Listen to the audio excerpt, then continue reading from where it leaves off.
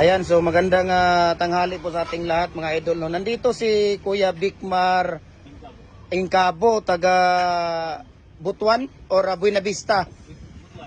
Butuan City, di ba? Butuan City. Dito siya sa atin, pumunta siya dito para mag-order ng molder at saka nag-order na rin siya ng brake natin. 1,000 po ang in-order ni Kuya dito sa atin, no? Sa atin sa brakes. Ngayon, ito in-order niya ito lahat yung mga molder natin, dadali niya doon para sa landscaping. Ano yung landscaping mo kuya? Anong pangalan? Landscaping. Ha? BXQ Landscaping, Butuan. Ayan, so ayan kuya. Mai-vlog na natin yung ano yun? BXQ Landscaping. BSU Landscaping Butuan. Ayan pala ang ano Parts ni lang po. ayan wala ni kuya. So kung sino pa yung mga gusto, mga taga Butuan diyan, Surigao, Tingoog, sino pang mga gustong mag-ano sa inyo, magpa-landscape, ayan, nandito si Kuya, no?